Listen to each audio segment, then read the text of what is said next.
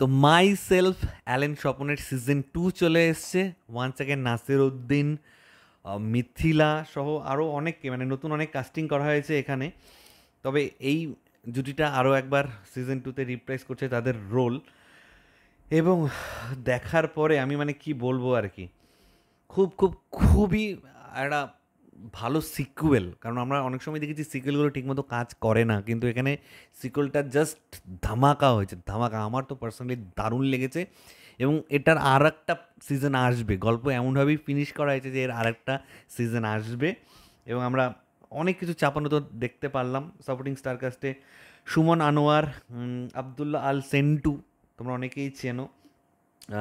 দেন শতাপি আদুদ, দেন শিমলা সর, আরও অনেকে, রফিক কাদের, রুবে, সাপোর্টিং স্টার কাস্টের কথা বলছি, অনেকেই এখানে কাজ করেছে। তো গল্পটা অল্প করে বলছি। সিজন 1টা যেখানে শেষ হয়েছিল তারপর থেকেই গল্প এগোচ্ছে। মানে সেন্টু তো মারা গেল, অ্যালেন স্বপন নিজে নিজের ছেলেকে স্যাক্রিফাইস করে দিল। তারপর মিথিলাকে সে বলছে যে কাউকে কিন্তু বুঝতে দেওয়া যাবে না, এত বড় স্যাক্রিফাইস আমি করেছি, আমার ছেলে আমার নিজের চোখের সামনে মারা গেছে, তাও আমি আমার পরিচয়টা ডিসক্লোজ করবো না, তোমাকেও সেটা করতে হবে। তার যে নিজের ওয়াইফ ছিল সে সেখানে যায়, কারণ সে তো তার নিজের ভাইকে মেরে এখন ওই জায়গায় এসছে। তার যে অ্যাকচুয়াল বউ, সেখানে সে যায়, সেখানে গিয়েও অনেক কিছু চলে, তার বউয়ের সন্দেহ হয়।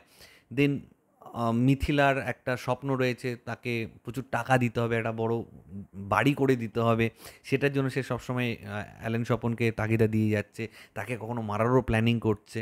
এবং নাসির উদ্দিন, সে তার কাছে 400 কোটি টাকা যেটা ব্ল্যাক মানি রয়েছে সেটাকে সে হোয়াইট মানিতে কনভার্ট করার চেষ্টা করছে। এই নিয়ে একটা চাপান উত্তর, সাইডে আরও অনেক কিছু রয়েছে, নতুন নতুন প্রচুর ক্যারেক্টার ঢোকানো হয়েছে এখানে। তো ওভারঅল আমি থরলি এনজয় করেছি, আমার দারুণ লেগেছে। মনে হচ্ছিলো এটা যদি সিজন 3টা এখনই থাকতো, মানে শিহাব শাহিন ডিরেক্টর যিনি, উনি যদি তাড়াতাড়ি নিয়ে আসে না, খুব ভালো হয়, খুব ভালো হয় যদি এই বছরই নিয়ে আসে। কারণ মনে হয় যেন গল্পটা চলতেই থাকে। এবং নাসিরুদ্দিন কি অভিনয়, কি তুখোর অভিনয় করে। একটা জায়গা আছে, সে সন্দেহ করছে তার বউ হয়তো খাবারে বিষ মিশিয়ে দিতে পারে, সে বাচ্চা মেয়েকে খাইয়ে দিচ্ছে, বউকে আগে খেতে বলছে, সে নিজেও একবার খেয়েছে, খেয়ে হঠাৎ করে পেট ধরে বসে বলছে, এটা ঢেকুর তুলে বলছে না না গ্যাসই হয়েছে।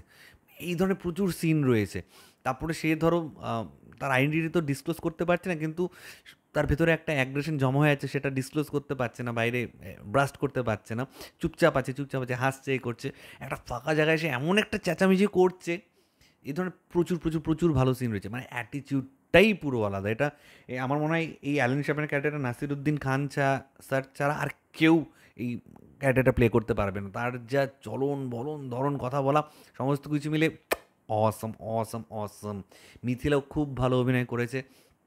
সে বুঝতে পেরেছে আর একটা কোথাও গিয়ে সে ভুল করছে, নিজের হাজব্যান্ডের সাথে সে ঠিকঠাক করেনি।